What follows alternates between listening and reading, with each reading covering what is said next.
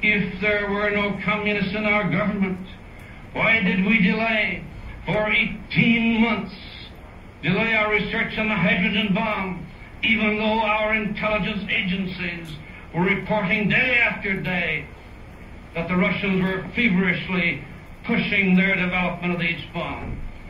And may I say to America tonight that our nation may well die, our nation may well die because of that 18 months deliberate delay. And I ask you, who caused it? Was it loyal Americans or was it traitors in our government? Se não há comunistas no governo, por que então adiamos a nossa bomba de hidrogênio enquanto os russos desenvolviam a sua? Agora os russos têm a bomba H. Acabou o nosso monopólio. Se a América desaparecer, será por culpa desse atraso. Eu pergunto, quem é o culpado? Quem aconselhou o governo a atrasar o projeto da bomba H? São americanos leais ou traidores? Traidores, sim, embora tratados como heróis.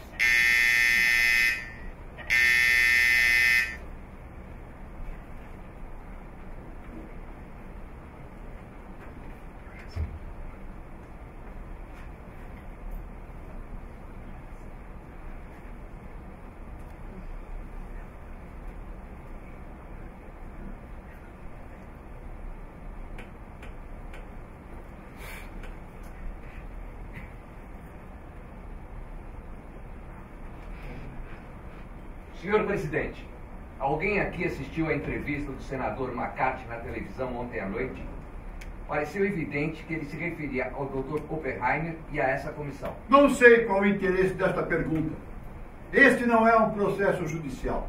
Esta comissão tem caráter estritamente confidencial. Não é verdade. O senador McCarthy já julgou e condenou publicamente o Dr. Oppenheimer. Portanto, não tem mais sentido manter em sigilo as nossas sessões. Senhor Herbert Marx, não cabe a mim, nem ao senhor, como advogado contratado do Dr. Oppenheimer, decidir sobre isso. Como diretor de jornais e emissoras de rádio, deveria defender a liberdade de informação, Sr. Gordon Gray. E eu não sou exatamente advogado contratado do Dr. Oppenheimer. Somos amigos e ele me chamou para representá-lo. Como advogado, o senhor atua na área privada e escolheu estar aqui ao contrário de todos nós desta comissão. Nós não escolhemos este trabalho.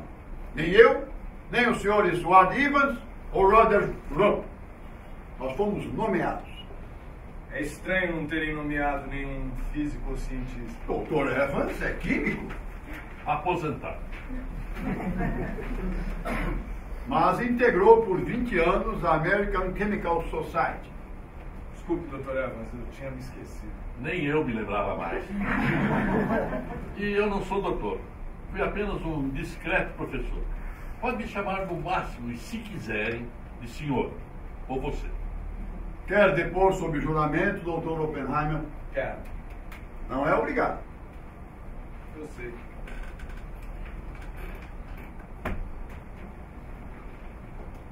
Meu nome é Rogério Rosenfeld, eu sou professor do Instituto de Física Teórica da Unesp. Pai da bomba atômica, herói nacional, o físico Robert Oppenheimer apoiou as pesquisas, mas se opôs à fabricação da bomba de hidrogênio, também conhecida como bomba termonuclear, bomba H ou superbomba. A bomba atômica é produzida pela fissão dos núcleos dos átomos de urânio e de plutônio. Já a bomba H é produzida pela fusão nuclear de hidrogênio e libera uma energia similar à do centro do Sol, com poder de destruição milhares de vezes maior que o das bombas lançadas em Hiroshima e Nagasaki. Presidente do Comitê Consultivo da Comissão de Energia Atômica dos Estados Unidos, Oppenheimer foi acusado de atrasar o programa nuclear para favorecer os russos e a União Soviética. Os Estados Unidos só lançaram sua bomba H em março de 1954. Um mês depois, foi criado em Washington uma comissão para decidir se Oppenheimer poderia continuar gozando da confiança do governo americano nas questões atômicas.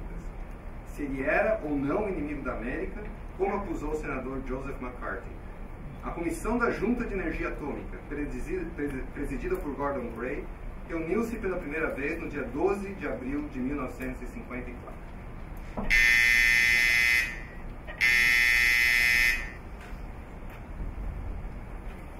O juiz Roger Robb tem a palavra em nome da Junta de Energia Atômica.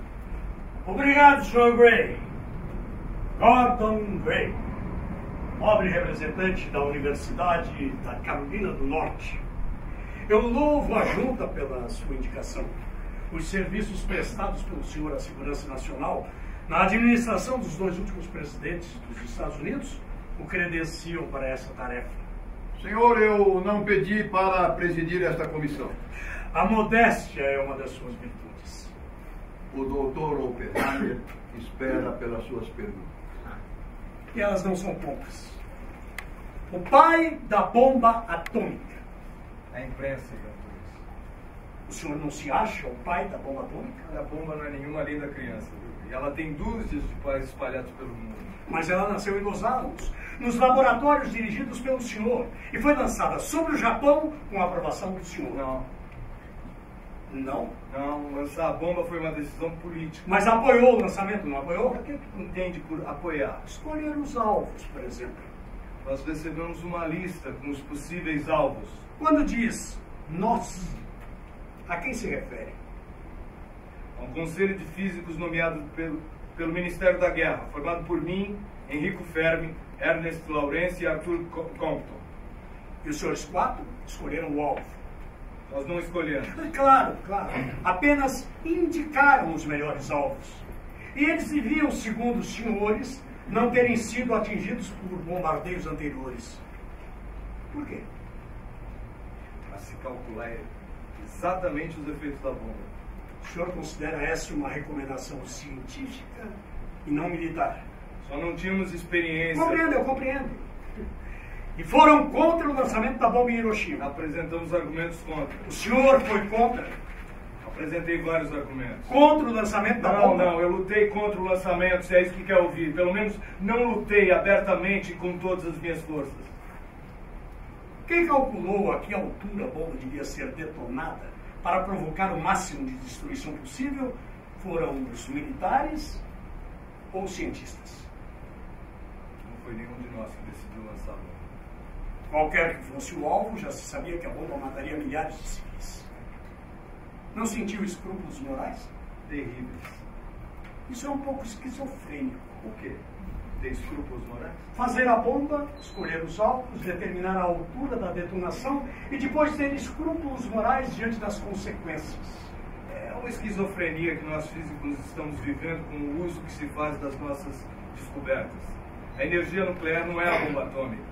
A energia nuclear pode criar bem-estar, não destruição. É uma energia limpa e barata. Claro que o senhor conhece o relatório Frank, de junho de 1945. Claro. Pode dizer do que se trata? Bell Ziller, James Frank e outros físicos escreveram um relatório se opondo ao lançamento. Eles sugeriam testar os efeitos da bomba num deserto diante de representantes da opinião pública mundial e não sobre cidades. E o que os senhores fizeram? Reunimos os argumentos a favor e contra. O senhor era contra? Eu estava indeciso. Mas todos nós concordamos que era preciso poupar vidas humanas. O senhor escreveu o relatório oficial sobre o efeito da bomba de Hiroshima. É um fato conhecido. Nele diz que o lançamento da bomba foi um teste bem sucedido. Tecnicamente foi bem sucedido, sim. Tecnicamente. O senhor é muito modesto. Não, senhor. Não? Eu perguntei sobre a bomba atômica para entender a sua posição diferente em relação à bomba de hidrogênio. Uma coisa não tem nada a ver com a outra. Recomendaria o lançamento de uma bomba de hidrogênio sobre Hiroshima? Não teria sentido. Não? Seria um alvo pequeno demais. E na época nos convenceram de que lançar a bomba era a única maneira de pôr fim à guerra. Não precisa se defender. O senhor se surpreendeu com a acusação da Junta de Energia Atômica? Acusação de traição, de perda da confiança do governo americano? Fiquei deprimido ao ver que essa acusação encerra 12 anos de trabalho científico a serviço dos Estados Unidos. Ainda não tinha 40 anos quando eu fui colocado à frente do Projeto Manhattan. A acusação contra mim, que me traz aqui, se apoia basicamente em minhas relações com comunistas ou pró-comunistas no passado. Me surpreende ouvir que eu fui contra a bomba de hidrogênio por motivos morais, que eu influenciei outros cientistas e assim retardei o projeto, permitindo que os russos nos alcançassem nessa disputa insensata para ver quem tem mais armas nucleares. E por fim me surpreende ser tratado como traidor. O senhor não se considera traidor? Não.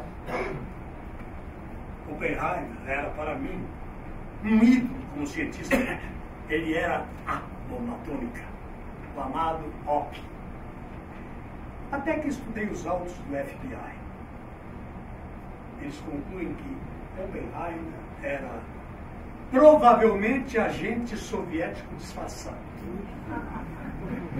Isso levou o presidente Eisenhower a ordenar em dezembro de 1953 uma black wall, uma parede branca, uma barreira impenetrável entre Oppenheimer e os segredos governamentais. Afinal, ele era ou não digno da confiança da América? Como advogado da Junta de Energia Atômica, comecei a investigá-lo.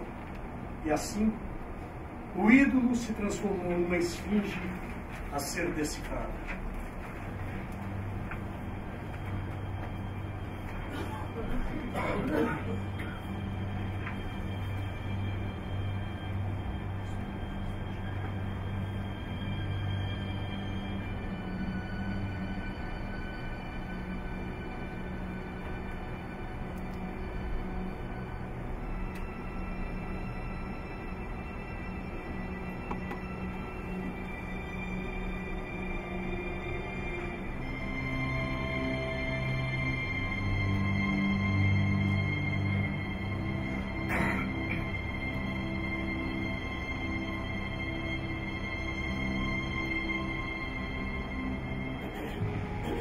Few people laughed.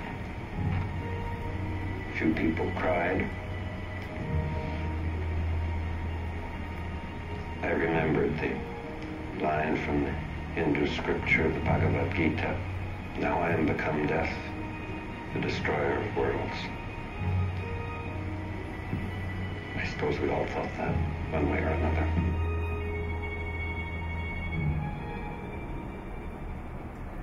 Nós sabíamos que o mundo não seria mais o mesmo.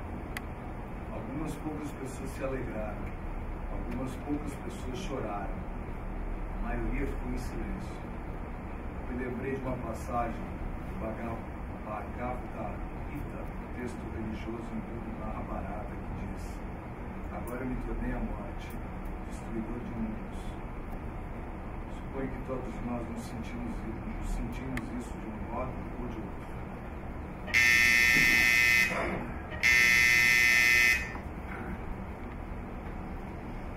O senhor foi membro do Partido Comunista? Não. E sua esposa? Foram. Durante seu primeiro casamento. Com quem ela era casada? Com Joe Daly. Comunista? Sim. Morreu na Guerra Civil Espanhola. Eu não conheci. E seu irmão Frank Oppenheimer foi membro do Partido Comunista? Sim. Até 1941. E a mulher dele, Jack? Também. Houve uma época em que esteve muito próximo das ideias comunistas. Sim. Na carta em que confessa isso, o senhor usa a expressão fellow traveler, companheiro de viagem. É alguém que concorda com alguns pontos do programa comunista e está pronto a colaborar sempre com o futuro do partido. O senhor foi companheiro de viagem dos comunistas. Quando? 1936, mais ou menos. Em 1939 eu fui me afastando e depois de 1942 eu me afastei definitivamente. Depois de 1942, deixou de ser companheiro de viagem dos comunistas. Desde 1939, nos processos de Stalin contra os opositores do regime, minhas simpatias pelo comunismo diminuíram muito. Mais ainda quando o físico Fritz Altermans foi preso e torturado, acusado de ser um traidor trotskista. Depois do pacto de Stalin com Hitler, o Altermans foi entregue à Gestapo e deportado para Berlim com outros 100 comunistas alemães, refugiados na União Soviética. Não podia compactuar com isso. Mas o senhor só deixou de ter contato com os comunistas quando assumiu a direção científica do Projeto Manhattan e foi para Los Altos. Todas as minhas relações pessoais foram interrompidas. Nem todas. Sua ex-noiva, Jean Paddock, era membro do Partido Comunista. Era. Vivia em crise com o partido, entrando e saindo. Como ela morreu? Matou-se. Em janeiro de 1944, um mês antes de fazer 30 anos. Se quiser saber mais, o FBI pode informar exatamente em que hotel, quantos meses, antes do suicídio, por quanto tempo eu estive com ela. Informou as autoridades de segurança sobre esse encontro? Não. O senhor passou a noite com ela? Olha só. O responsável pelo projeto Manhattan, passar a noite com uma comunista em um hotel em São Francisco, é sim da nossa conta. Essa comunista era minha ex-noiva. Ela passava por grave crise pessoal e queria me ver. O que conversou com ela? Isso não vou lhe dizer. O senhor não quer dizer? Não.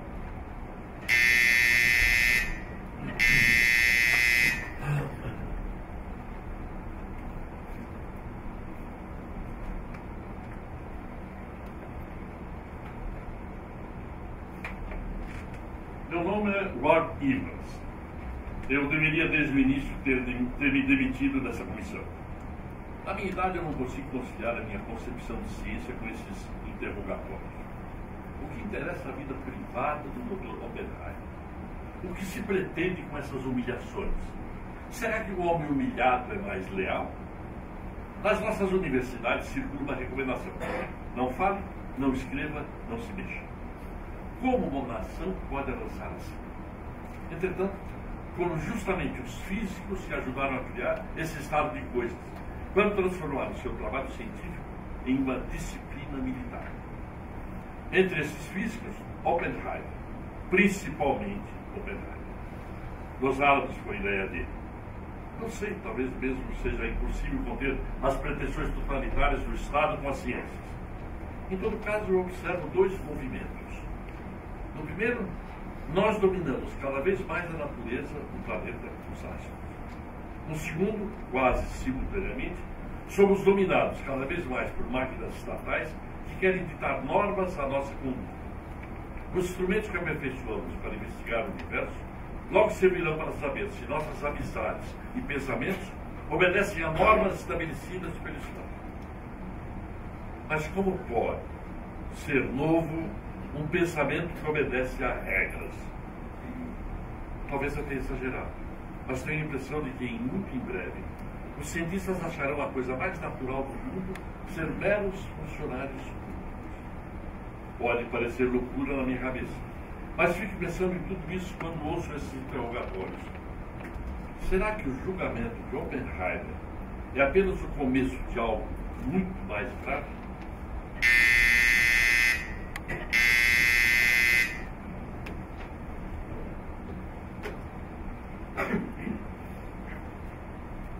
No período em que se relacionou com os comunistas, o senhor participava de reuniões, comícios sindicalistas, lia literatura comunista, assinava manifestos e doava generosas quantias de dinheiro aos comunistas. Eu dei dinheiro para os voluntários que lutavam pela República contra o general Franco na Guerra Civil da Espanha. O senhor contribuiu com $300 mensais para a República Espanhola. Se o senhor me pedisse dinheiro para combater o fascismo, eu lhe daria também. Mas deu aos comunistas. A esse respeito o senhor escreveu: nesse tempo eu concordava totalmente com a ideia dos comunistas de que era preciso formar uma frente popular contra a propagação do fascismo. O que significa isso? Significa que eu estava preocupado com a situação da Alemanha e da Espanha. Não queria que se espalhasse pelo mundo, muito menos que ela chegasse ao meu país. Mas o senhor sabia que a tática dos comunistas era dominar todos os países justamente por meio dessas frentes populares? É possível. Mas o que eu vi era o nazismo e o fascismo da Alemanha, Itália e Japão se espalhando e ninguém fazendo nada. Você concordava tanto com os comunistas nesse ponto? Por que não entrou no Partido Comunista? Porque não me agrada pensar o pensamento dos outros. E seus amigos comunistas não tentaram convencê-lo a entrar no partido? Não. Eles me conheciam bem. Não seria uma tática mantê-lo fora para ser mais útil aos interesses deles? Não sei. Eu sou perito nesse assunto como o senhor. mas foi útil a eles em julho de 1941, quando ofereceu a sua casa em Berkeley para uma reunião sigilosa do Partido Comunista. Nunca houve essa reunião. 2 testemunhas estão dispostas a prestar juramento sobre essa reunião. Senhor presidente, peço o comparecimento dessas 2 testemunhas. Infelizmente não será possível. Por quê? O FBI não as liberou para vir a essa comissão. Por que quer a presença das testemunhas, Sr. Marx? Para provar que o testemunho delas é falso e que existem pessoas interessadas nesse tipo de delação. O senhor está dizendo que o FBI utiliza depoimentos falsos? Apenas estou dizendo que as testemunhas do Sr. Bragg mentiram. Espero que possa provar o que disse. Quando mesmo aconteceu a tal reunião? No dia 23 de julho de 1941, ou pouco depois. O que isso quer dizer? Não antes de 23 de julho e não depois de 30 de julho.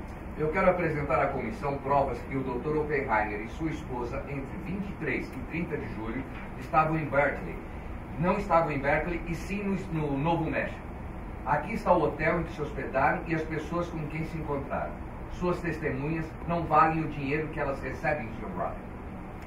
Como tem essas provas? Se o senhor nem sabia da delação. Para nos precaver desse tipo de testemunhas, levantamos todas as viagens mais demoradas do Dr. Oppenheimer. Isso explica muita coisa. Sem dúvida.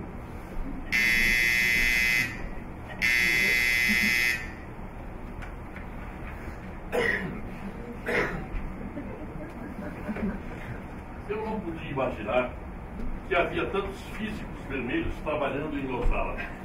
Se não vermelhos, companheiros de viagem. David Bond, filho de imigrante judeu-húngaro, membro ativo da Liga de Jovens Comunistas e do Comitê de Mobilização pela Paz. Atualmente refugiado na Universidade de São Paulo, no Brasil.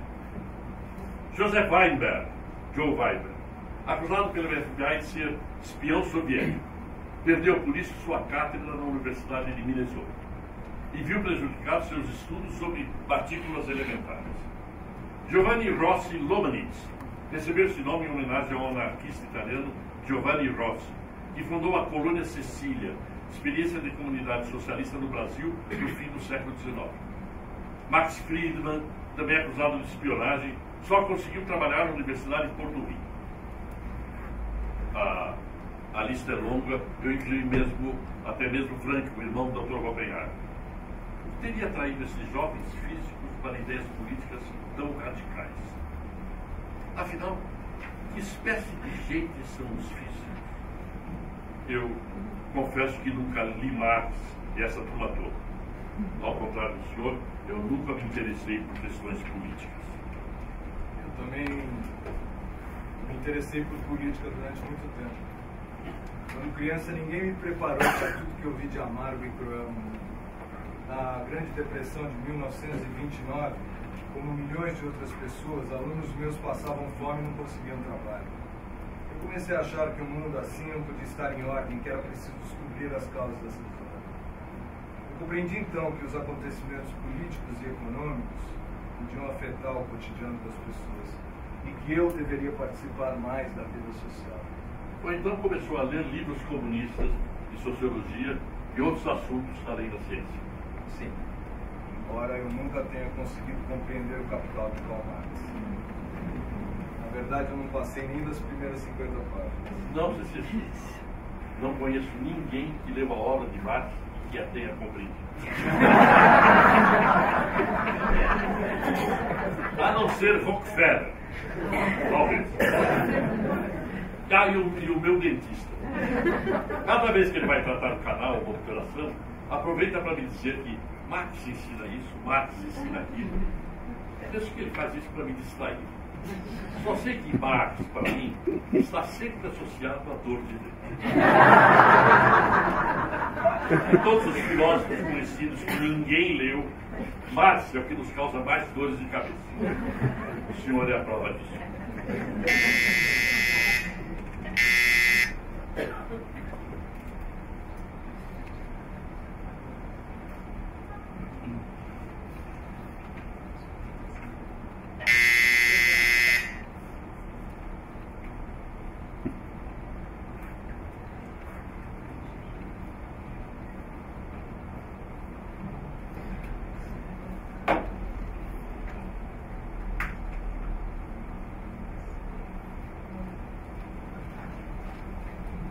Como presidente desta comissão, fiquei indignado com a tentativa do Ministério da Guerra de se intrometer nos nossos trabalhos. Considero um exagero remexer o passado de Oppenheimer e das suas opiniões. Isso só interessa ao senador McCarthy e a determinado tipo de imprensa a qual tenho severas reservas. O importante é deixar claro que hoje não pretendemos obrigar os cientistas a pensar ou agir desta ou daquela maneira na sua vida pessoal. O que nos interessa é se, no passado, as ideias políticas do Dr. Oppenheimer interferiram no seu trabalho e prejudicaram as suas atividades de físico e de conselheiro do governo na questão nuclear. Interessa-nos saber se essas ideias podem ou não afetar a confiança do Estado no trabalho do Dr. Oppenheimer, em particular, e dos físicos em geral. É o que interessa a esta comissão e ao povo americano. Os pontos de vista de um cientista, por mais extremistas que sejam, são assuntos dele, enquanto não afetam o nosso país. A nossa democracia se assenta no respeito ao direito de cada um às suas próprias ideias e opiniões. Gostaria que não perdêssemos isso de vista.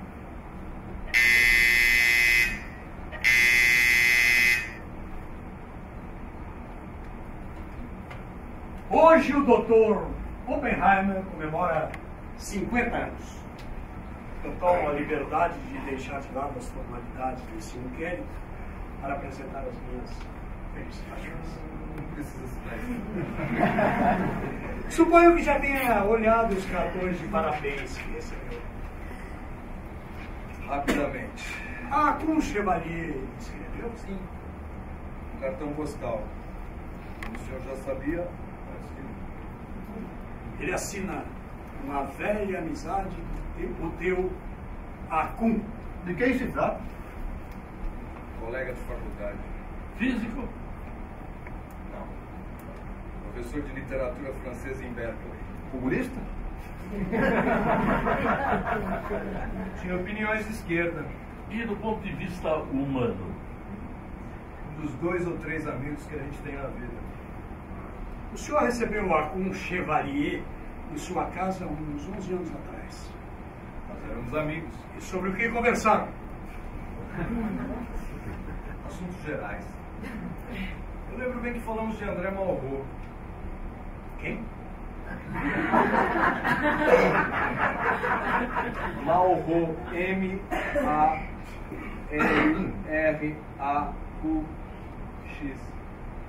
Um escritor francês. Por que se lembra disso? Porque Chevalier estava traduzindo alguns livros de Malraux. Comunista? No passado, sim. Hoje integra o staff do general Charles de Gaulle. Evidentemente não pode ser considerado comunista. Nunca ouvi esse nome. Charles de Gaulle? É um alívio saber que conhece de Gaulle.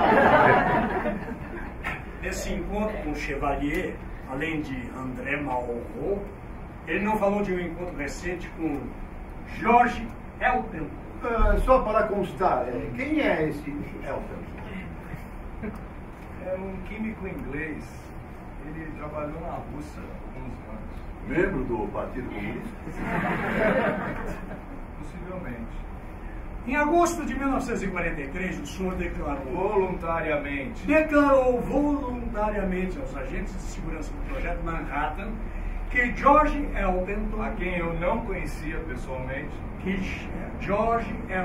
havia pedido a 3 membros do Projeto Manhattan que lhe revelassem segredos nucleares para a luta da União Soviética contra Hitler. Chevalier me falou disso e eu declarei que o pedido de Elton é uma traição aos Estados Unidos. O próprio general Leslie Groves, diretor do Projeto Manhattan, se diz convencido da minha lealdade. Contou essa história ao oficial do Serviço de Segurança? No primeiro momento não, eu disse apenas que era preciso tomar cuidado com Elton. Ele me perguntou por que eu desconversei. O senhor mentiu para o oficial? Sim. Eu pensei que assim o caso terminaria ali. Mas não terminou. O oficial levou a sua conversa sobre Elton ao seu superior, Manuel Pache, a quem que o chamou para uma conversa. Eu repeti o que havia dito ao oficial com mais detalhes.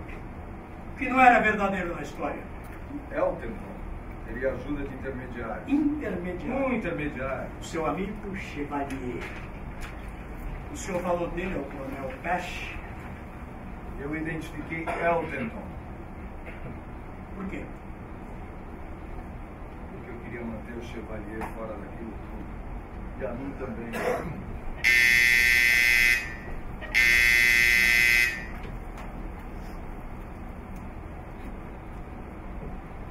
Meu nome é Boris Theodor Pesch, oficial da inteligência do Exército dos Estados Unidos da América. Há 14 anos atuo na contra-espionagem e especialmente contra os agentes comunistas. Recebi um treinamento que o FBI dá aos seus homens de primeira classe. Um treinamento bastante árduo.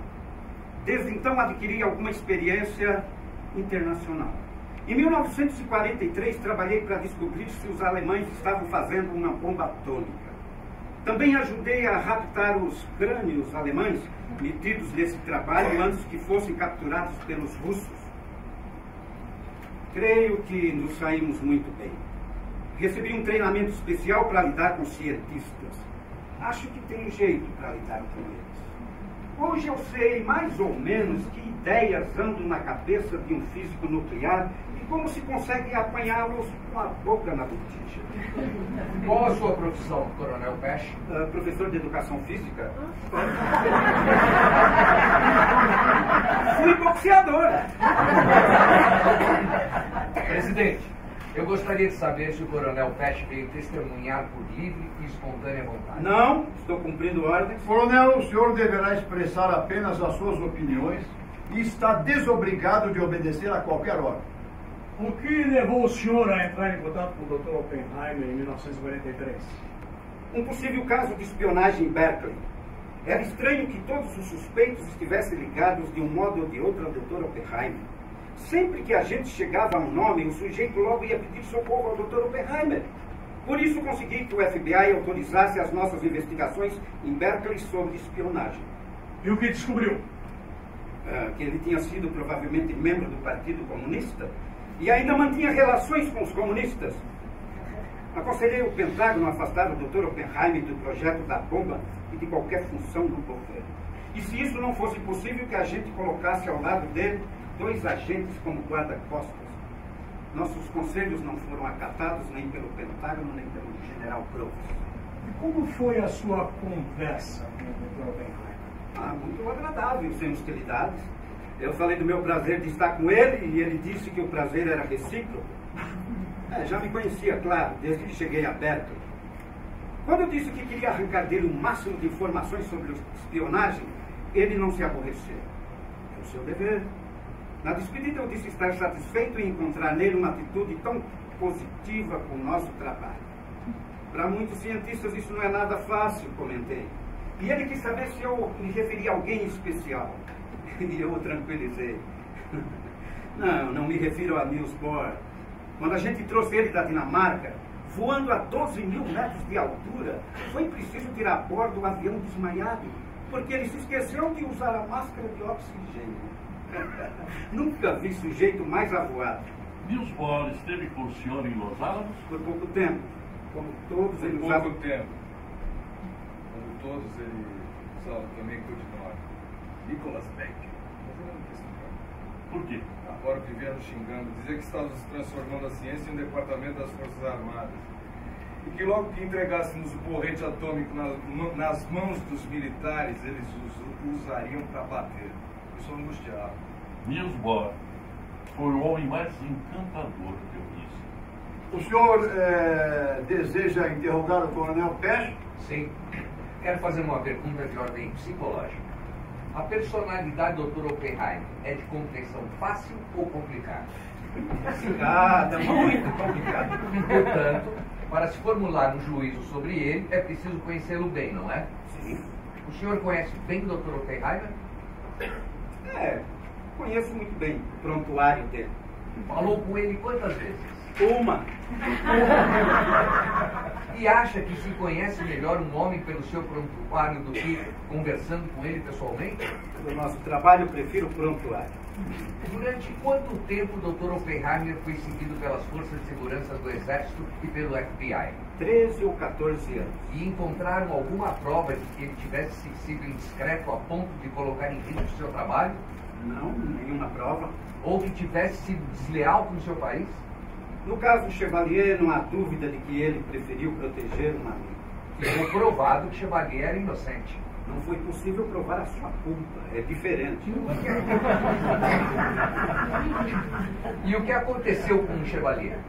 Foi despedido da universidade, naturalmente, e vigiado. Se o Dr. Oppenheimer pudesse prever isso, não seria compreensível que evitasse mencionar o nome do seu amigo? Não. Não quando se trata da segurança do país. De um cientista na posição do Dr. Oppenheimer, devemos exigir lealdade sem limites. Sabe que em 1946 o FBI voltou a investigar o episódio Chevalier? Sei. E que o próprio Edgar Hoover, chefe do FBI, participou da investigação? Sim. E que depois a garantia de confiança que essa comissão quer retirar foi concedida ao Dr. Oppenheimer sem restrições? Olha, eu queria ver que em 1946 levantaria dúvidas sobre o Dr. Oppenheimer com o prestígio e a influência que ele tinha. Naquele tempo ele era um deus. Mais alguma pergunta ao Coronel Peste? Eu tenho uma curiosidade. Com a sua experiência, o coronel diria que é possível ter 100% de segurança em um projeto bélico secreto? Não. Seria possível 95% de segurança se os cientistas e técnicos fossem escolhidos com mais cuidados e treinados para compreender os nossos problemas. Como assim? Deveriam compreender que não passam de especialistas dentro de uma grande empresa. Eles devem trabalhar e deixar que os outros especialistas políticos e militares decidam como usar ou não o seu trabalho. E nós também somos especialistas encarregados de vigiar para que ninguém espione os projetos nacionais. Se a gente quer defender a nossa liberdade, é preciso abrir a mão de certas liberdades. Isso me incomoda um pouco. Mas é sempre interessante ouvir a opinião de um especialista.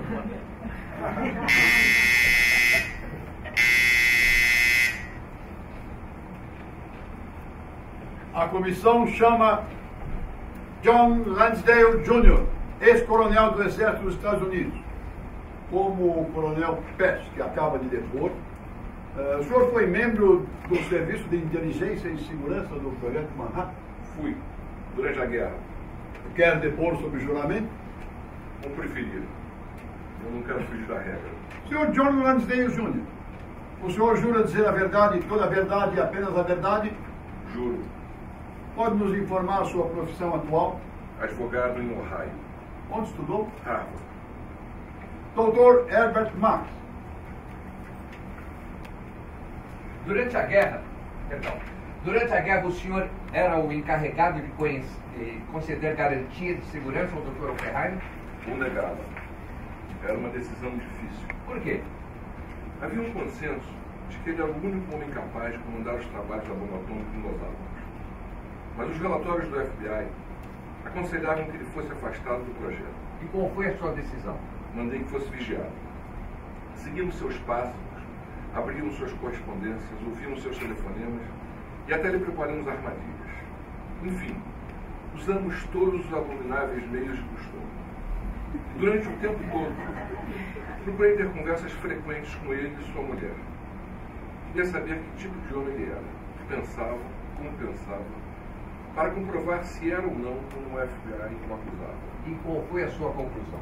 Que ele não era comunista e merecia receber a garantia de segurança, ou seja, ter livre acesso a todas as informações sobre o projeto atômico do governo. O coronel Pest considera verdadeiras as 3 tentativas de espionagem da embaixada soviética que envolveu Chevalier, amigo do Dr. Oppenheimer. Mas as investigações não concordam com o coronel Pest. As investigações foram encerradas? 3 vezes. Em 1943, em 46 e em 50. Agora espero que sejam encerradas pela 4ª vez. Eu considero o Dr. Oppenheimer absolutamente leal e discretíssimo em relação ao seu trabalho. A descrição dele naquela época do Projeto Manhattan, ela é irrepreensível. Perfeita. O seu conceito de descrição perfeita se aplica também ao fato de ele passar uma noite como uma comunista enquanto trabalhava no Projeto Manhattan? Se algum dia se apaixonar por uma mulher com ideias comunistas e ela lhe pedir um encontro porque está infeliz, espero que o senhor vá até ela, sem levar um gravador escondido. O senhor não respondeu a minha pergunta. Essa pergunta foi respondida 17 vezes. O Dr. Oppenheimer era vigiado por nós. Eu ouvi as gravações da conversa dele com Jean Tator e as destruiu. Destruiu as gravações? Pessoalmente. Por quê? Há um limite para tudo, Sr. Robert. Penso que devemos considerar essa questão esclarecida, Sr. Robert. O nome de Steve Nelson lhe é familiar? É. É. Funcionário comunista da Califórnia, que em fins de 1943 teria sido informado de que os nossos cientistas estavam trabalhando na bomba atômica. E de quem ele ficou sabendo isso? O FBI suspeitou de Jean Tator, ou de Catherine, a senhora Oppenheimer. As nossas investigações... Eu não perguntei das suas investigações, Sr. Lansdale. Se me deixar terminar a frase. As nossas investigações concluíram que não havia nenhum fundamento nessas suspeitas. Uma pergunta ao Dr. Oppenheimer. Pois não? Steve Nelson era conhecido seu? Não. Era conhecido da minha mulher, Catherine. Ele e a mulher vieram nos visitar 2 ou 3 vezes em Berkeley. Sobre o que conversar? Sei lá, coisas pessoais. Ele conhecia Jean Tatlock? Superficialmente. Ela não tinha relações pessoais com ele. Portanto, se Jean Tatlock tivesse de fato procurado Steve Nelson, podemos supor que seria por motivos políticos e não pessoais. Tivesse, teria... Olha, eu não sei responder isso. Trata-se de uma hipótese. Os cientistas gostam de trabalhar com hipóteses. Não essas. Vou formular de outra maneira. Se Jean Tatlock soubesse alguma coisa do Projeto Manhattan, não importa por intermédio de quem, ela passaria essa informação ao comunista Steve Nelson? De mim, ela não soube nada. O senhor vê alguma conexão dessa hipótese com o trágico fim de Jean Tatlock? Eu fiz uma pergunta, doutor. Eu sei. E eu não respondi.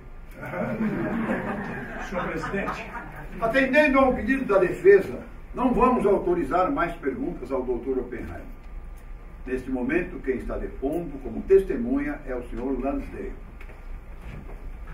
O senhor confirma que o Dr. Oppenheimer se negou a mencionar o nome de Chevalier quando falou das tentativas de espionagem da União Soviética?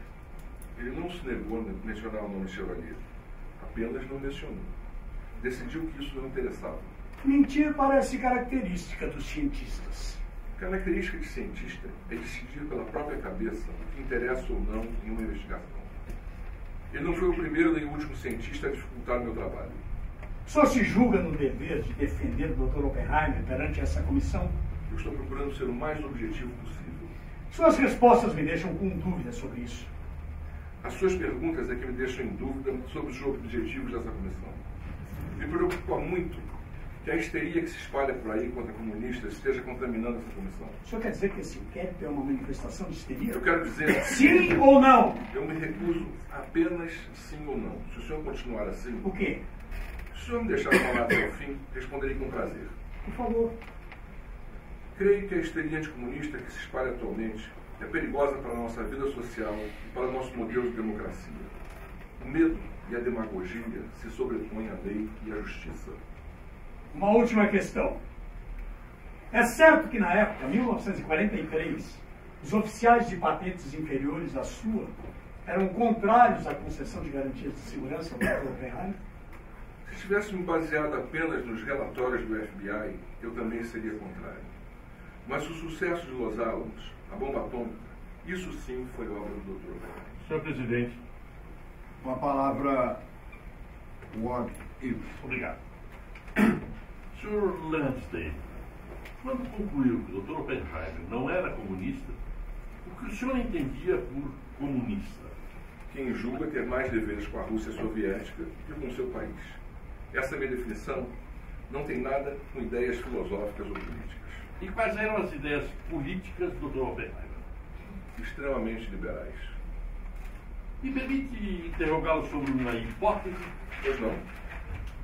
Suponhamos que o senhor seja presidente de um grande banco. Olha, não seria nada mal.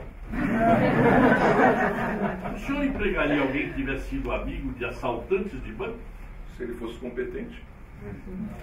Imagine que o senhor tem alguém assim como diretor do seu banco. Ele realiza grandes negócios. Um belo dia, ele é procurado pelo amigo que diz ter os conhecidos interessados em assaltar o seu banco. Não vai lhe acontecer nada. O que você precisa fazer é desligar por alguns minutos o sistema telar. O seu diretor repele a proposta indignado. Vamos admitir agora que ele comunica o fato ao senhor 6 meses depois, ao comentar um assalto a um outro banco de outra cidade, por exemplo. O senhor não acharia um pouco esquisito? Eu lhe perguntaria por que só agora estava me contando isso. Digamos que ele respondesse: bom, quem me procurou com a proposta era um bom amigo. Eu não levei a sério, estou certo que ele pessoalmente não tem nada a ver com esse assunto do outro banco. O senhor não perguntaria o nome do amigo? É provável. Mas também investigaria se realmente se tratava de coisa séria ou lorota. Agora imagine que o diretor do seu banco lhe contasse a história de outro modo. O meu amigo disse que a quadrilha de conhecidos dele quer assaltar vários bancos. O senhor não acharia melhor entregar o caso à polícia? Com certeza. Sim. A polícia, claro, apertaria o diretor do banco para ele revelar o nome do tal amigo. O diretor vai ao senhor, que não se esqueça, é o presidente do banco. Sr. Lansdale, lembra aquela história que eu contei da história do assalto aos bancos? Pois saiba que foi tudo conversa fiada. Eu só lhe contei para evitar complicações para o meu amigo. O senhor não ficaria intrigado? Que raio de história é essa? O que tem por debaixo disso? Desde quando alguém protege um amigo contando uma lorota dessas? Certamente eu me faria essas perguntas. Mas faria na hora e não há 12 anos depois. Pois já se sabe que muito integrante da tal quadrilha, nenhum integrante da tal quadrilha assaltou qualquer banco. Mais alguma pergunta ao Sr. Lansdale? Bom, eu fiz a mesma pergunta ao Coronel Pesch, mas não fiquei satisfeito com a resposta. É possível garantir 100% de sigilo de um projeto bélico? Não. Por quê? Teríamos de suprimir todas as liberdades individuais e públicas. E esse não me parece um bom caminho. Nem a mim. Não é uma questão fácil. Não, não é. Para terminar, uma curiosidade de leigo ou de ingênuo. Nesse momento que estamos sentados num barril de pólvora e cercados de tanto aparato de segurança, eu me pergunto se a melhor maneira de guardar todos esses segredos não seria divulgá-los. Assim, os segredos deixariam de ser segredos. Exato. Com isso, estaríamos devolvendo à ciência o direito e até a obrigação de tornar públicos os resultados de suas pesquisas e experiências. Isso é pouco provável, Sr. Evans. Atualmente, o mundo se acha dividido entre cobras e ovelhas. Estamos todos dentro do matador. Foi só uma ideia. Eu sou leigo e até ingênuo em questões científicas.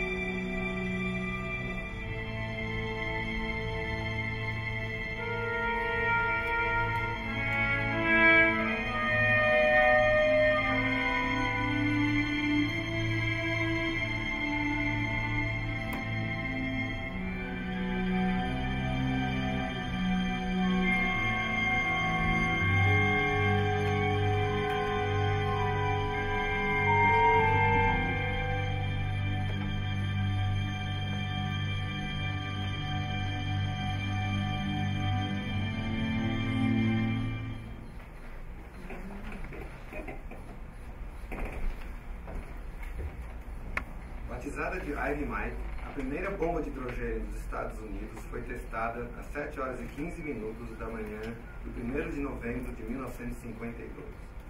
Uma ilha desapareceu nas águas do Pacífico. O presidente Harry Truman anunciou o monopólio americano da bomba H. Meses depois, em agosto de 1953, a primeira bomba de hidrogênio soviética foi testada no Mar da Rússia.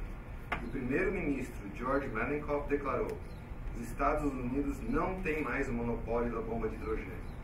Começava a Guerra Fria.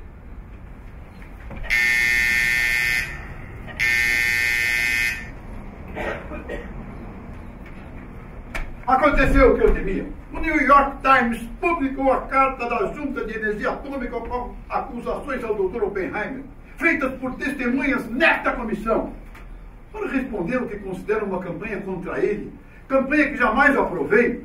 Os seus advogados enviaram carta-resposta ao jornal. As cartas levaram para as ruas as investigações desta comissão, que deveriam ser sigilosas. A opinião pública está dividida. Sr. Rey, a carta publicada pelo New York Times afirma, entre outras coisas, que o Dr. Oppenheimer se opõe ao desenvolvimento da bomba de hidrogênio porque, aspas, ele não era politicamente desejável. Dr. Oppenheimer, eu tenho aqui um relatório do Conselho Científico, do qual o senhor era presidente, de outubro de 1949. O relatório discutia se os Estados Unidos deveriam ou não produzir a bomba de hidrogênio. Lembra-se desse relatório? É o relatório da maioria. Fui eu que redigi. O fato do poder de destruição dessa arma não ter limites faz dela um perigo para a humanidade. Por princípios éticos, consideramos errado desenvolver semelhante arma. Esse é um trecho do relatório da minoria, encabeçada por Henrique Fermi e Isadora Isaac Rabi. O relatório da maioria diz a mesma coisa. Todos nós esperamos que possa ser evitado o desenvolvimento dessa arma. Todos nós concordamos que seria um erro, no momento, se os Estados Unidos acelerassem o desenvolvimento dessa arma. Por quê? Porque estavam jogando os cientistas numa insana queda de braço com a União Soviética. Desde 1949, quando os russos lançaram sua bomba atômica, quase 4 anos depois da nossa, criou-se uma histeria nacional de que deveríamos mostrar a nossa superioridade lançando a bomba de hidrogênio. Não acha essa uma reação natural? Natural, talvez, mas insana. Tanto que os russos depois também fizeram a sua bomba de hidrogênio. Estava claro que depois de uma terceira guerra com bombas de hidrogênio, não haveria vencedores nem vencidos. Então eu julguei mais inteligente lançarmos uma declaração internacional de renúncia a essa arma. Uma renúncia sem controle.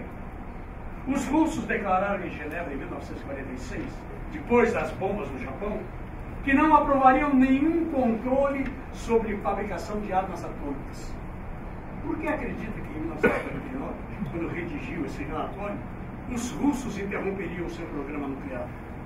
O relatório aconselhou um programa de pesquisas. Isso não era uma maneira de protelar, de atrasar o desenvolvimento da bomba?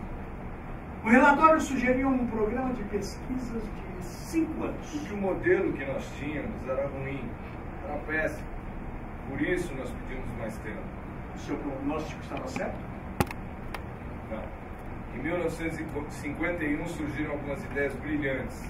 E no final de outubro de 1952, testamos a primeira superbomba. Tudo indica que o teste foi muito bem sucedido. Muito.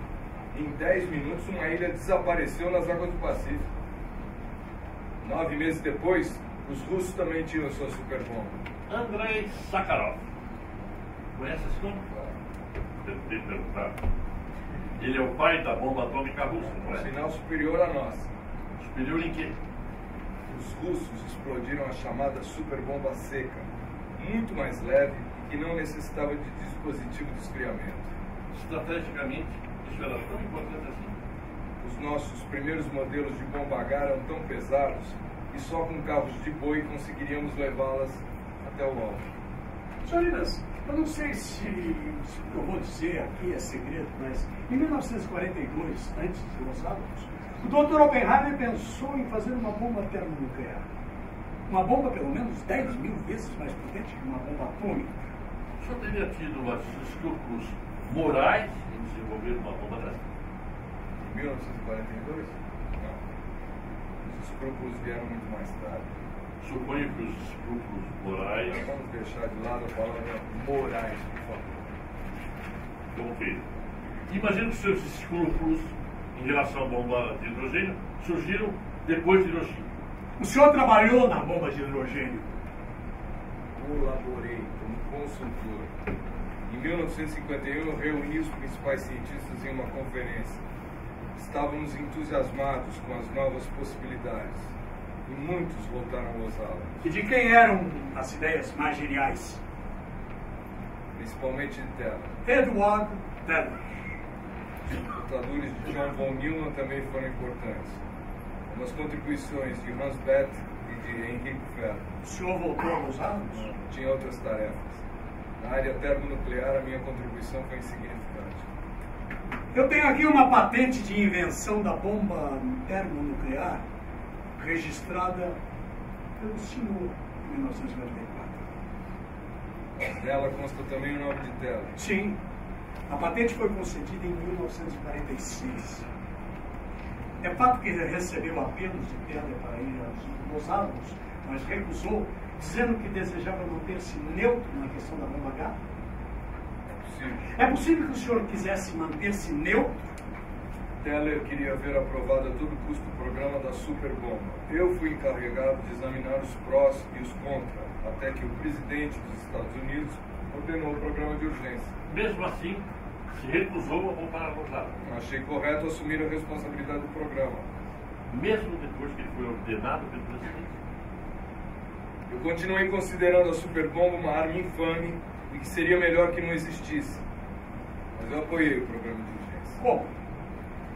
Com conselhos. O que mais? Recomendei a Teller alguns jovens cientistas, alunos meus. Consta que o senhor era um entusiasta do programa em 1951. Entusiasta das ideias científicas, ideias muito sedutoras. Sedutoras as ideias científicas e abominável o seu resultado. A bomba. É isso mesmo que eu entendi? Olha, não é culpa dos físicos se as ideias geniais acabam sempre se transformando em bombas. Não pensa que nessa atitude pode haver uma lealdade dividida? Lealdade dividida entre quem? Lealdade ao governo? Lealdade à humanidade? Se os governos não se mostram à altura das conquistas das ciências, esse conflito de lealdades existe sim, mas para os cientistas. Diante desse impasse, qual dessas lealdades teve a sua preferência? Eu dei ao meu governo sempre absoluta lealdade, sem perder o constrangimento e os escrúpulos, e sem querer dizer que isso estava certo. O certo é dar ao governo, em todas as situações, inteira lealdade. Isso aí. Estou refletindo sobre o assunto. Mas eu sempre fiz isso.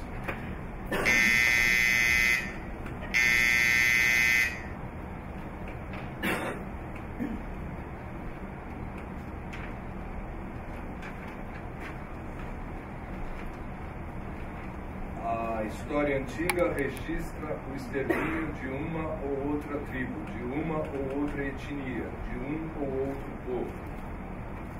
Agora toda a humanidade pode ser exterminada.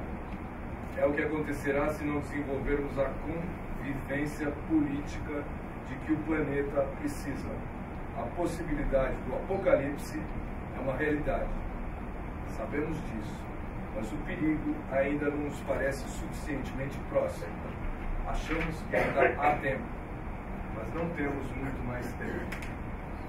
Acha que com essas palavras estava apoiando o programa do governo? Elas não tinham nada a ver com o programa. Quando eu dei essa entrevista, nós já havíamos testado a superbomba e os russos também. Isso não é exato. O senhor deu essa entrevista antes das eleições presidenciais de 1952, quando ainda tínhamos o monopólio. A guerra na Coreia tinha acabado e as nossas posições na Ásia pareciam seriamente ameaçadas. Vamos defender a ideia de uma guerra preventiva. Eu fui contra. O senhor ainda tem sérios escrúpulos morais quanto à bomba de hidrogênio? Ai, por favor, deixa de lado essa palavra morais. O relatório do Conselho Científico redigido pelo senhor diz: nossa opinião é que a bomba de hidrogênio jamais deveria ser construída.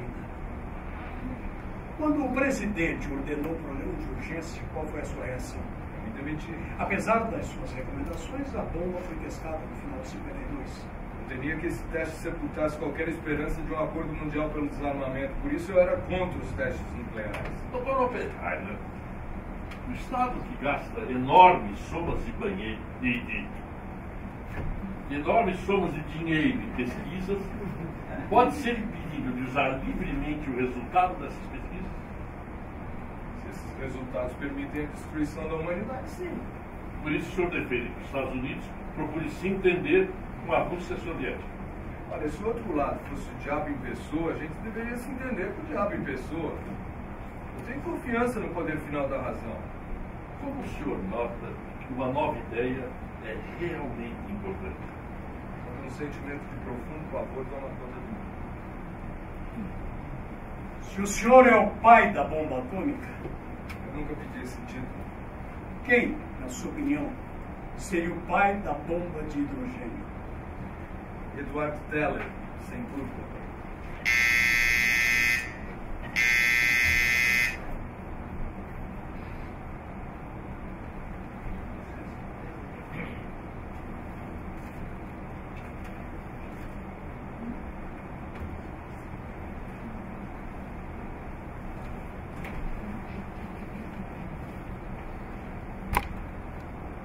Nunca me interessei em ver imagens dos impactos da bomba em Hiroshima e Nagasaki. O meu trabalho era construir a bomba, fazer a ciência progredir. O que se fez com as minhas descobertas não me diz respeito. Fazer a bomba de hidrogênio só trouxe paz ao mundo.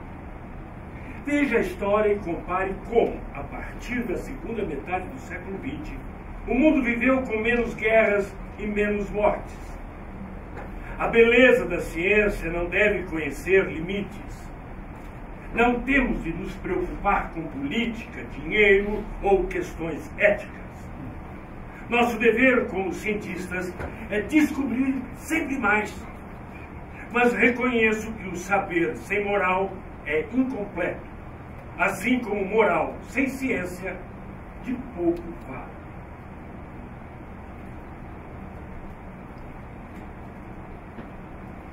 Meu nome é Edward Teller. Minhas conversas com Oppenheimer sobre a bomba de hidrogênio começaram no verão de 1942, em Berkeley. Os melhores nomes da física discutiam então se seria possível desenvolver um programa termonuclear. Estávamos fascinados pela ideia de reproduzir o milagre da energia solar mediante a fusão de núcleos leves. A primeira dificuldade surgiu quando constatamos que para fazer funcionar uma bomba de hidrogênio precisávamos do calor, da energia produzida por uma bomba atômica. Sem fissão, não haveria fusão. Eu não sei se isso está claro. Com o tempo, conseguimos produzir essa energia por outros meios. Outra dificuldade foi que não tínhamos computadores suficientes. Enfim, todos concluíram não ser possível fazer a bomba H em Los Alamos. Todos, menos eu. Eu era o pai da criança. E o olhar dos pais sobre os filhos nem sempre é o melhor.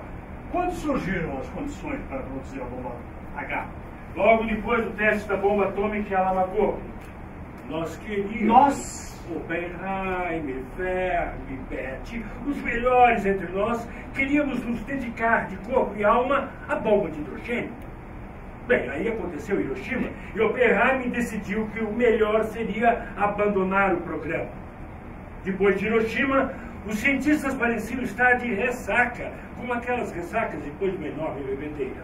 O Dr. Oppenheimer disse que o melhor era devolver Los Álamos aos índios.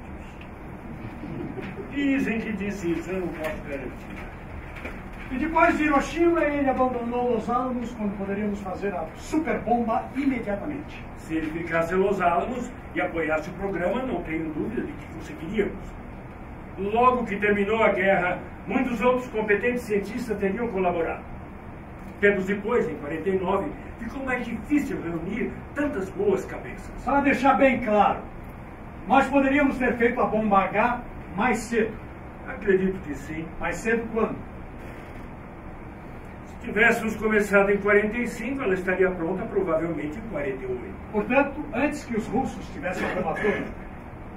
Dr. Teller, foi dito que o sucesso do programa da superbomba se deve a uma brilhante descoberta sua em 1951. Se Betty, Verne e outros não acompanhassem Oppenheimer, abandonando o programa, eles certamente fariam a mesma descoberta brilhante. As ideias brilhantes não dependem de um só indivíduo. São frutos de organização do trabalho e de pesquisa coletiva, como foi a bomba atômica. Com isso, teríamos a superbomba muito antes. E evitaríamos as seguidas surras que os Estados Unidos levaram na China, na Coreia e em outras guerras em que se envolveram. O país continuaria sendo uma potência mundial à frente de todos, e principalmente dos comunistas. Por volta de 1945, nosso serviço secreto informou que os russos estavam no mesmo nível dos Estados Unidos em termos de pesquisa. Por isso eu defendia a superbomba, enquanto outras pessoas brincavam com fantasias, como o desarmamento mundial. As outras pessoas eram o governo da época, eram o governo, os físicos, a opinião pública. Aquilo me levava ao desespero. A ilusão do desarmamento. O senhor deixou Los Álamos em fevereiro de 1946. Não fazia mais sentido continuar lá se não era para fazer a bomba de hidrogênio. Em 1949, depois que os russos lançaram sua superbomba, o senhor esteve com Oppenheimer. Quando soube da bomba atômica dos russos, foi como levar uma paulada na cabeça. Eu não acompanhava o noticiário. Telefonei a Oppenheimer e perguntei: pelo amor de Deus, o que vai acontecer? Pedi um conselho. Lembro palavra por palavra o que ele me disse. Não vá o senhor também perder a cabeça agora. Em outras palavras? Bem, em outras palavras, ele estava dizendo que era contra fazer a superbomba. E sem o apoio e a influência dele, esse programa dificilmente seria realizado. Nenhum outro cientista poderia se aliar ao senhor? Hans Bethe. Físico, como o senhor. Um dos melhores. Eu o procurei em outubro de 1949 e ele aceitou voltar a Los Álamos e trabalhar na bomba H. Mas o Conselho Científico se colocou contra o programa de urgência e Oppenheimer nos convidou a visitá-lo em Princeton. Eu alertei a Hans Bethe.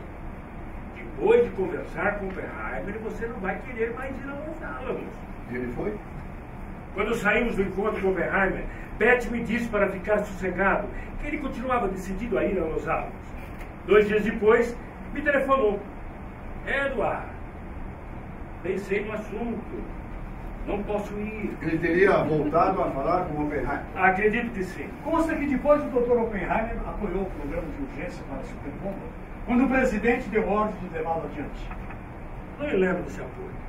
Só me lembro que o Conselho Científico, presidido por ele, criou todas as dificuldades possíveis para o desenvolvimento do programa. Procurou o Dr. Oppenheimer? Algumas vezes. Ele mantinha uma posição neutra. Foi o que me disse, e eu pedi que ele me indicasse alguns bons colaboradores. E ele indicou? Vários, não é? Escrevi para todos eles. Não veio nenhum. Dr. Teller, concorda com os que dizem que o Dr. Oppenheimer foi desleal com os Estados Unidos? Até que me prove o contrário, acredito que ele sempre quis servir aos melhores interesses dos Estados Unidos. O senhor o considera leal? Subjetivamente, sim. Objetivamente? Bem, objetivamente ele deu alguns conselhos errados que prejudicaram o país. Deve-se duvidar da lealdade de um homem só porque um dia ele deu um conselho que mais tarde consideramos errado? Não, claro que não. Mas foi o que disse. Aqui se investiga se o Dr. Oppenheimer foi leal com o seu país, se é confiável e se não representa risco para a segurança dos Estados Unidos. Não fui eu que propus essa investigação. O senhor acusou o Dr. Oppenheimer de comunista ao Comitê de Atividades Anti-Americanas do senador Joseph McCarthy. Ninguém tem provas dessa infâmia, nem o senhor. Não, eu não tenho provas. Vou lhe fazer uma pergunta simples. O Dr. Oppenheimer representa um risco à segurança dos Estados Unidos? Considerando o procedimento confuso que ele teve depois da guerra, eu me sentiria mais seguro se os interesses vitais do país não estivessem em suas mãos. E esse procedimento confuso se deve às simpatias dele pela esquerda, pelos esquerdistas? A filosofia de um homem influi sempre nas suas decisões. O senhor pode definir a filosofia do Dr. Oppenheimer? Não. Mas me surpreende que ele acredite que os homens se renderão à força da razão se tivermos a paciência de convencê-los. Por isso ele defende o desarmamento. E o senhor, claro, não compartilha dessa ilusão. Os homens só se convencem pelo medo. Só quando as armas nucleares tiverem a capacidade de destruir o planeta, os homens se renderão aí à força da razão. Eu não tenho mais nada aqui para perguntar. Eu gostaria de saber alguma coisa, senhor Pérez.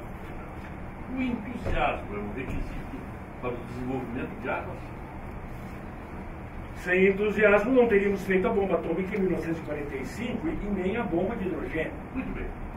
Ou melhor, muito mal. Agora devemos censurar alguém que não se entusiasma para certas coisas, como a bomba de hidrogênio? Não. Mas é bom perguntar por quê. O senhor nunca teve estudos morais no caso da bomba de hidrogênio? Nunca. Significa que pode trabalhar na construção de uma bomba e quando ela estiver pronta dizer: agora o problema não é mais meu, vejam lá o que vocês vão fazer com ela. Olha, eu não sou indiferente ao problema, mas não me cabe prever as consequências nem o uso que farão do meu trabalho. É possível prever o uso que se fará de uma bomba de hidrogênio? Não. A esperança do cientista é que ela nunca seja usada.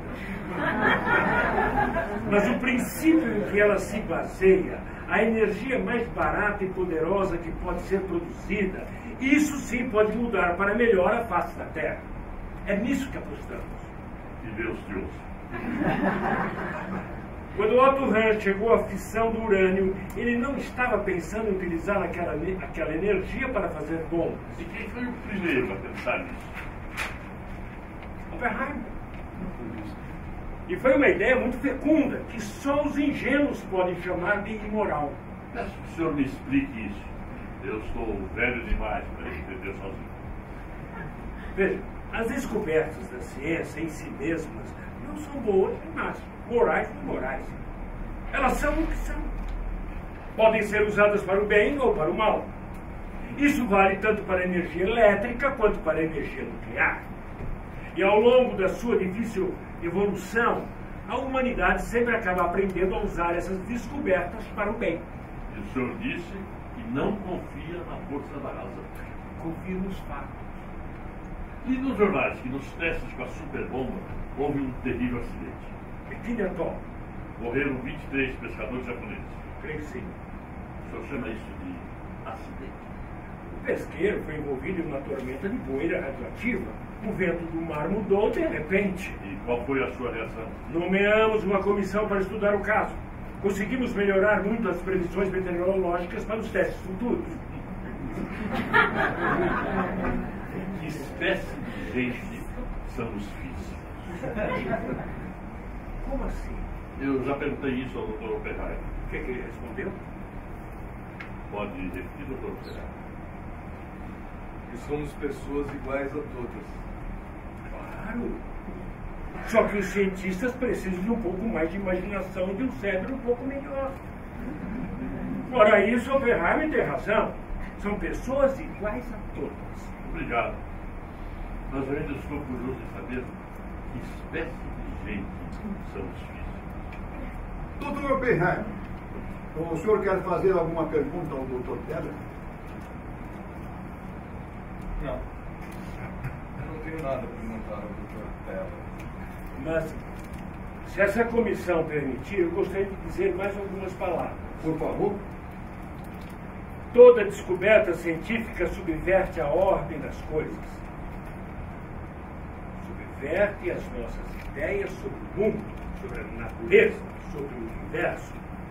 E obriga a humanidade a caminhar para frente para desgosto dos que gostariam de ver o mundo parado, imóvel, com uma placa na porta.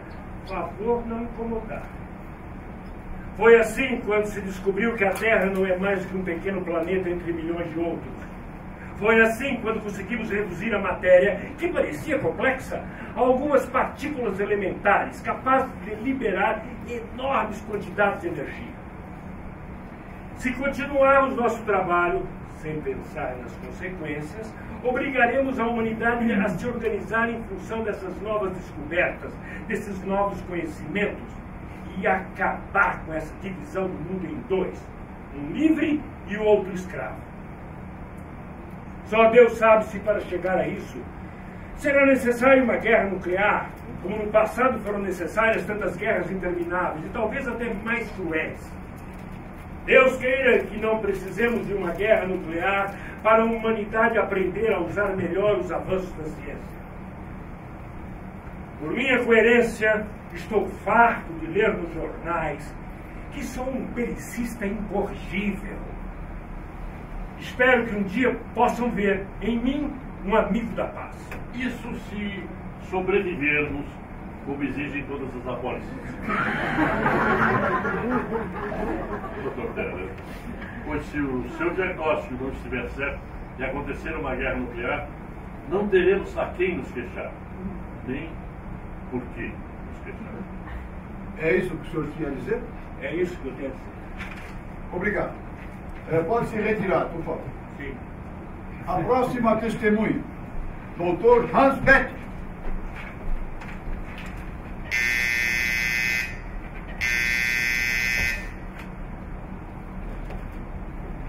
Eu juro dizer a verdade, toda a verdade e somente a verdade. Que Deus o ajude. Vim para a América em 1935, mais ou menos na época de Edward Teller. O senhor veio de onde? Munique. Fiquei pouco tempo na Inglaterra e depois aprendi física nuclear aqui até ir para Los Alamos. Em Los Alamos, o senhor chefiou a área teórica, está correto? Sim, até o final da guerra. E o Dr. Teller trabalhou sob sua chefia. Sr. Marx? Bem, como foi a sua relação de trabalho com o Dr. Teller? Somos amigos, mas era difícil contar com ele em Los Alamos. Seja mais específico, por favor. Edward é um sujeito genial, cheio de ideias brilhantes que ele desenvolve loucamente até jogar fora. Aí fica tocando piano noites seguidas até que vem com novas ideias, igualmente brilhantes, e pede que todos se entusiasmem por elas. Edward é um gênio, mas precisa de alguém que filtre suas ideias. O chefe da área teórica preferiu renunciar a ele para não comprometer o trabalho de toda a equipe. O que significa ou renunciar a ele? Dispensei Edward de todos os trabalhos do nosso programa porque ele só se interessava pela superbomba. E olha que precisávamos muito dele. Em Los Alamos, havia grandes divergências entre o Dr. Teller e o Dr. Oppenheimer? Eles não gostavam um do outro. Edward vivia reclamando que Oppenheimer não dava atenção aos seus trabalhos, nem se entusiasmava por eles. Claro, Oppenheimer tinha mais o que fazer, além de se ocupar com a fixação de Edward na superbomba. O senhor se dava bem com o Dr. Oppenheimer? As de maravilhas. Nós nos conhecemos em Göttingen, em 1929, se não me engano, e nos tornamos bons amigos. Ele era o único homem capaz de comandar o trabalho em Los Alamos. Segundo o Dr. Teller, o programa de superbomba foi abandonado por causa dos escrúpulos morais dos cientistas, especialmente do Dr. Oppenheimer. Isso não é correto. Os estudos da bomba H ainda eram insatisfatórios. Mas Hiroshima... Hiroshima nos colocou diante das consequências de se trabalhar nessas bombas. Não poderíamos mais ignorar o uso militar do nosso trabalho. O senhor saiu de Los Alamos e foi ensinar física em Ítaca, mas voltou para lá a convite do Dr. Teller quando os Estados Unidos se envolveram na guerra da Coreia. Não teve escrúpulos morais de trabalhar na bomba H? Ajudei a construí-la e até hoje me pergunto se ela não foi um erro. Desculpe, mas então, por que voltou a Los Alamos? Porque sabia da corrida armamentista e tinha esperança de que a superbomba seria irrealizada. Mas ela se tornou possível graças a uma ideia genial de Edward. O senhor acabou de nos dizer que é um bom amigo do Dr. Oppenheimer. É verdade. Então quero lhe fazer uma pergunta que é do interesse direto dessa comissão. Se o senhor Marcos já tiver terminado. Sim. Trata-se de uma hipótese, claro. Mais uma. Diante de um conflito militar entre o senhor e os Estados Unidos, a favor de quem o Dr. Oppenheimer decidiu? A favor dos Estados Unidos. Tomara que isso nunca aconteça. Senhor Roger Bloch. Quando o Dr. Pelli me convidou para trabalhar em Los Alamos, ele me ofereceu um ordenado. Demais. Quanto? $5.000 por mês. Ele aceitou? Aceitou. As boas ideias custam caro. E eu gosto de comer. Esse é um artigo publicado no Scientific American, no começo de 1950, assinado pelo senhor. Poderia, por favor, ler o trecho assinalado? Se fizermos uma guerra usando bombas de hidrogênio e a ganharmos, a história não se lembrará dos ideais pelos quais lutamos, mas sim do método. Esse artigo foi escrito pelo Dr. Hans Bethe, pouco antes dele ir para Los Alamos trabalhar justamente na fabricação da bomba. Em qual o Dr. Bethe devemos acreditar? No que se opõe ao uso da bomba de hidrogênio ou no que trabalha para fazê-la por $5.000 mensais? O que li corresponde exatamente à minha opinião atual. Como? Podemos justificar a criação da bomba de hidrogênio apenas na medida em que formos capazes de impedir o seu uso. Se eu entendi, o senhor considera um erro fazer a bomba de hidrogênio. E qual seria a alternativa para os Estados Unidos diante da bomba dos russos? Deveríamos ter chegado a um acordo com os russos para ninguém fazer essa maldita coisa.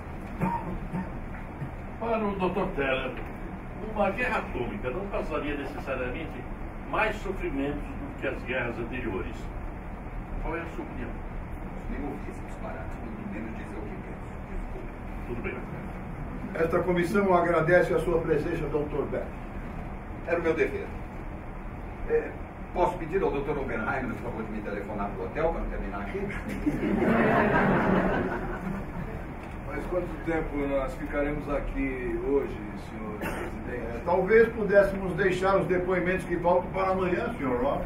Considerando que ele nos esperou até agora, eu peço para ouvir o Sr. Griggs. Nesse caso, por que não ouvimos também o Dr. Rabi? Como Kate. Sr. Griggs, por favor. Podemos jantar juntos mais tarde. Fica à sua espera no hotel.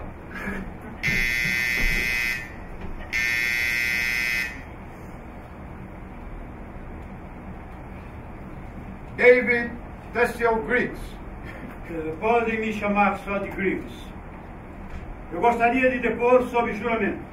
É por sua livre vontade que comparece a esta comissão? Não.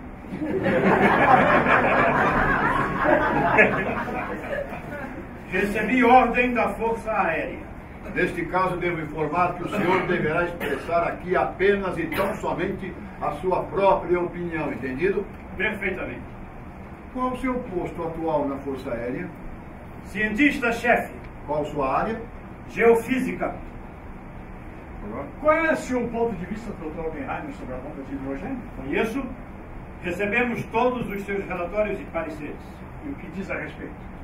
Houve entre os cientistas uma conspiração contra a superbomba.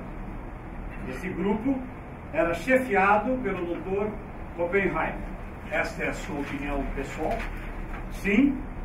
E também a opinião pessoal do ministro da Aeronáutica e a opinião pessoal do general Vandenberg, chefe do Estado-Maior da Força Aérea. E em que se baseia essa opinião? Eu não conseguia entender o comportamento do Dr. Oppenheimer e de outros cientistas. Até que um belo dia encontrei a chave do enigma. Em 1951, houve uma conferência chamada Projeto Vista, para discutir se era melhor ter uma frota com superbombas ou ampliar a defesa aérea com sistemas caríssimos de alarme, foguetes antiaéreos, etc. A Força Aérea queria a frota de bombardeiros, claro. E Oppenheimer? Já chego lá. Eu tinha atacado a ampliação da defesa aérea quando o Dr. Rabi foi ao quadro negro e escreveu a palavra Zork. Zork. Pode soletrar? Z-O-R-C. As iniciais dos que defendiam o desarmamento mundial. Z de Zacarias, O de Oppenheimer, R de Rabi e C de Charlie Laurits. Sr. Rod, posso fazer uma pergunta à testemunha? O senhor interrogará o Sr. Griggs quando chegar a sua vez. Então poderá lhe fazer as perguntas que quiser. Como terminou a conferência? Com um documento contrário à posição da Força Aérea. Na época se espalhou que o ministro da Aeronáutica teria dito no Pentágono que no dia em que tivermos tantas e tantas bombas de hidrogênio poderemos dominar o mundo. Espalharam isso para acusar a Força Aérea de ser formada por belicistas radicais. Chamei o Dr. Oppenheimer às falas. Perguntei se era ele que estava espalhando essa história. Ele disse que tinha ouvido, mas não levava a sério. Então eu disse que eu sim, levava isso muito a sério, porque estava me espalhando mentiras com um objetivo muito claro. O Dr. Oppenheimer me perguntou se eu estava duvidando da lealdade dele ao país, e eu disse que sim. Como ele reagiu? Me chamou de paranoico e foi embora. Naquele momento, eu entendi por que o Dr. Oppenheimer elogiava os aspectos técnicos do programa, mas boicotava o projeto da Força Aérea de investir na fabricação de várias bombas de hidrogênio. Entendi também as queixas do Dr. Edward Teller. Acredita que há uma relação entre as ligações esquerdistas do Dr. Oppenheimer e a posição dele na questão da bomba de hidrogênio? Estou certo que sim. Ele é um risco à segurança nacional? Um risco muito grande. Obrigado. A testemunha é sua, Sr. Marx. Dr. Oppenheimer pede que renunciemos a interrogar o Sr. Gray. A comissão não deve interpretar isso como uma aprovação ao que disse a testemunha. Permite, Sr. Presidente. Sr. Griggs, quando o Dr. Rabi escreveu aquelas 4 letras no quadro negro, ele estava mandando um recado, um sinal secreto da posição dos 4 cientistas contra a bomba de hidrogênio?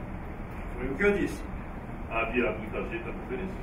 Muito. E como as pessoas reagiram quando o Dr. Rabi escreveu aquelas letras? Alguns riram.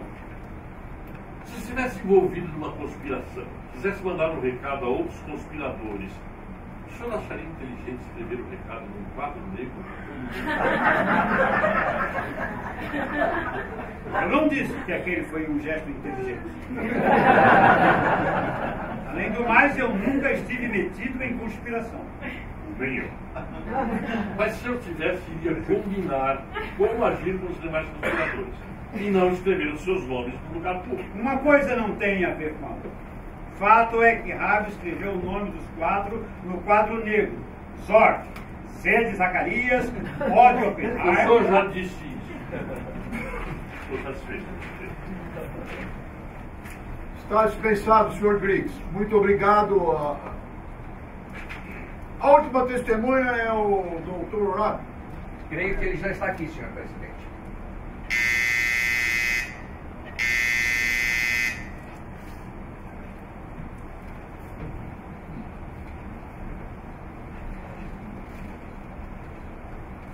Eu cumprimento a todos.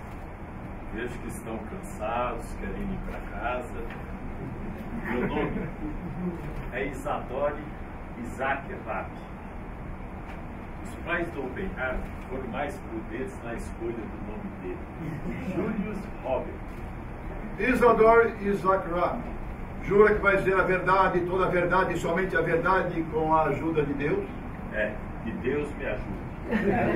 Já costumo jurar 3 vezes por semana. O que o senhor faz atualmente?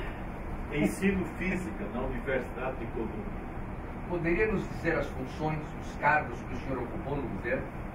Vamos ver se consigo me lembrar de todos. Presidente do Conselho Científico, membro da comissão que assessora o presidente dos Estados Unidos na área científica e mais uma porção de comissões, pesquisas, projetos, laboratórios que me roubam tempo enorme. Então o senhor vai me perguntar, e quando é que o senhor tem tempo para ensinar física? Pois é.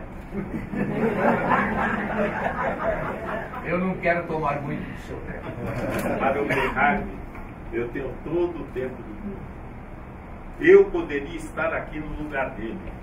Eu também fui contra a urgência do processo de criação da bomba de hidrogênio. O que levou o Dr. Oppenheimer a ser contra o programa? Porque, tecnicamente, era uma bela porcaria. Porque ele sentia que a superbomba enfraqueceria nossa posição pelo desarmamento mundial. Foi dito nessa comissão que teria existido uma conspiração contra a superbomba encabeçada pelo Dr. Oppenheimer e que o senhor seria um dos conspiradores. Sou capaz de jurar que quem disse isso foi aquele sujeito que encontrei ao entrar aqui. Eu poderia contar muitas histórias do Sr. Griggs. Mas o que nos interessa são as histórias contadas pelo Sr. Griggs. Pois é. Lembra-se de uma conferência chamada Vista? Lembro, muito bem. E do que se tratava? Tratava-se de tirar da cabeça da Força Aérea a ideia estúpida de resolver a questão de segurança com esquadrilhas estratégicas de bombardeiros de hidrogênio. Se tivéssemos ouvido esses super-homens, teríamos declarado a Terceira Guerra Mundial com bombas de hidrogênio na menor crise que surgisse com outros países. E o Sr. Griggs defendia a posição da Força Aérea. Eu nunca vi o Sr. Griggs defender outra posição, senão a de quem lhe dá emprego. O senhor sabe o que significa Zork? Sei. Na conferência, o senhor escreveu essa palavra no quadro negro. Não. Quem escreveu foi o Zacarias e fez o maior sucesso. Quem é Zacarias? Conselheiro científico da Marinha, um físico nuclear dos melhores. E por que ele fez o maior sucesso? A plateia ria até não poder mais. E o Sr. Griggs ficou com cara de tacho. E por que o Zacarias escreveu aqui? Porque Griggs, em vez de argumentar, lançava suspeitas sobre seus adversários. Então, quando foi falar depois de Griggs, Zacarias escreveu Zork para dizer que agora vai falar um desses traidores, lacaio dos russos. A palavra tinha sido publicada na revista Fortune, em um artigo que nos atacava. Há quanto tempo o senhor conhece o Dr. Oppenheimer? Desde 1928. Colaborei com ele durante a guerra e até recentemente. Conhece o relatório do FBI a respeito do Dr. Oppenheimer? Conheço. Conhece a carta com acusações ao Dr. Oppenheimer? Li nos jornais. Uma leitura nada agradável. Depois dessa carta, considera o Dr. Oppenheimer um risco à segurança do país? Eu considero a pessoa mais leal que conheço, incluindo a mim mesmo. Obrigado. Senhor Rock? Como tomou conhecimento do relatório do FBI com o Dr. Oppenheimer? Por um resumo de 40 páginas que me deram, tirado de um documento muito maior, que eu também poderia ter lido, mas não li. Aquelas 40 páginas já foram suficientes para me causar vômitos. E o que lhe provocou vômitos? Os recursos empregados, por exemplo, um dos informantes era um menino de 9 anos. Não se surpreendeu ao ler que o Dr. Oppenheimer mentiu conscientemente às autoridades de segurança e no caso de suspeita de espionagem?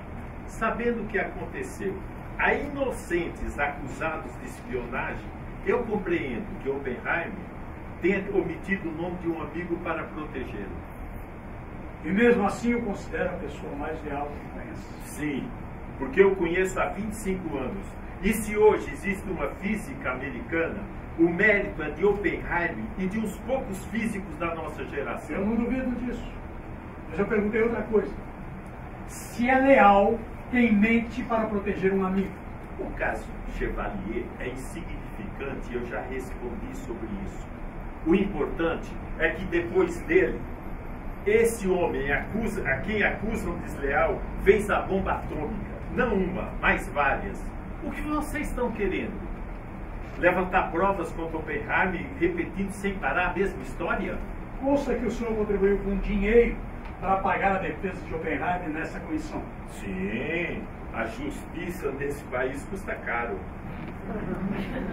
E numa sessão da Academia Nacional de Ciências, o senhor propôs moção de apoio a Oppenheimer. Sim, já que o ministro da Defesa achou conveniente levantar suspeita contra Oppenheimer na imprensa, eu também achei conveniente chamar a atenção da opinião pública para os perigos que representam inquéritos como este. É preocupante que um homem como Oppenheimer seja condenado por suas opiniões. Se um homem for condenado por isso, estaremos renunciando ao que nos faz um país livre e de homens livres. E amanhã, qualquer um de nós poderá estar no lugar dele diante de uma comissão como esta. Sr. Ward Evans, eu não tenho inveja do senhor. O que o senhor acha que eu deveria ter feito? Devia ter exigido um sumário de culpa, com fatos e não opiniões, para comprovar a deslealdade de Oppenheimer. Se a questão é ter opiniões, o senhor pode me colocar no lugar dele. Dr. Robb, o senhor sabe que esse inquérito não é um processo judiciário. Aqui não será proferida nenhuma sentença. Sim, mas o veredito desta comissão, senhor presidente, pesará mais que a decisão de um tribunal.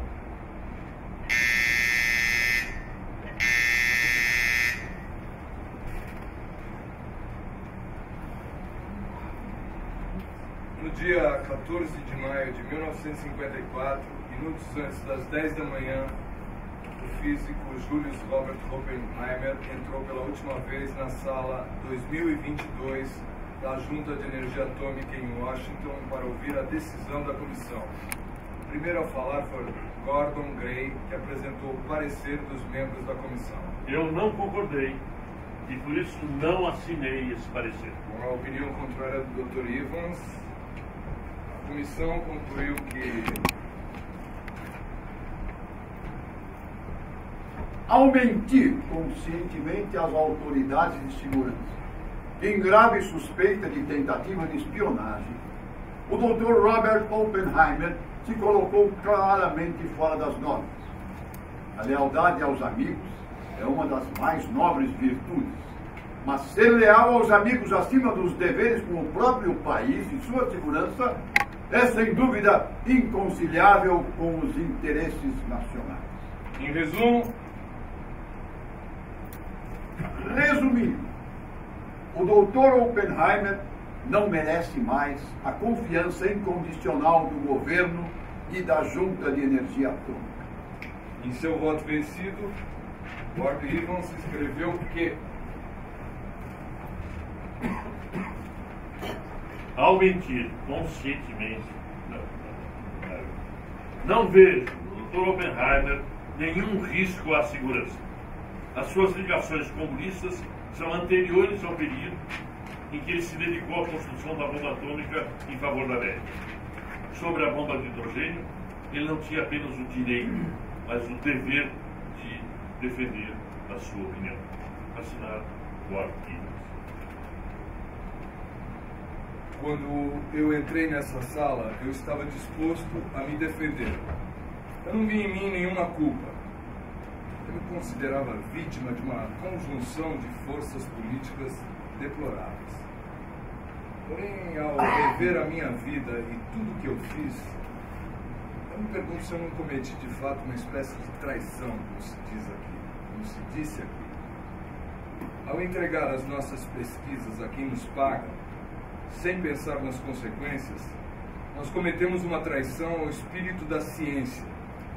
Dedicamos os melhores anos das nossas vidas a descobrir meios de destruição cada vez mais eficientes.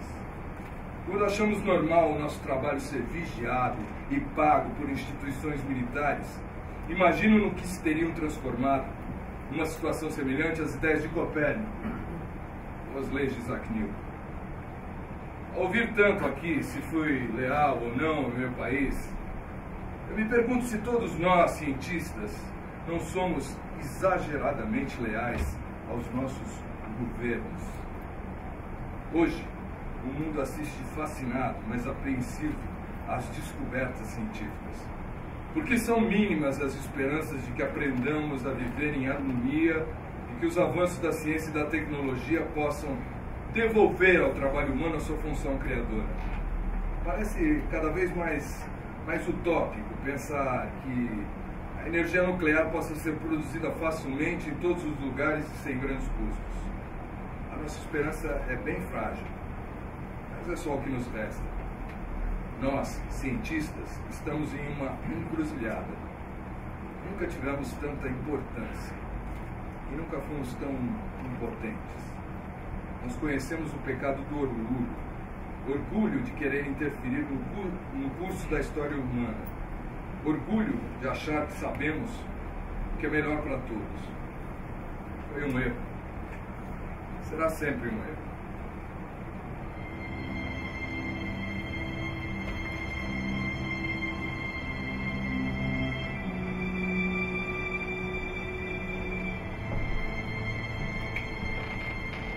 No dia 2 de dezembro de 1963, o presidente Lyndon Johnson entregou a Robert Oppenheimer o prêmio Enrico Fermi por sua contribuição ao Programa de Energia Atômica dos Estados Unidos. A proposta de concessão do prêmio a Oppenheimer foi feita por Edward Teller. Oppenheimer morreu em 18 de fevereiro de 1967, aos 63 anos. I think the only hope for our future safety must lie in a collaboration based on confidence and good faith with the other peoples of the world. A única esperança de um futuro seguro está na colaboração baseada na confiança e na boa vontade entre todos os povos do mundo.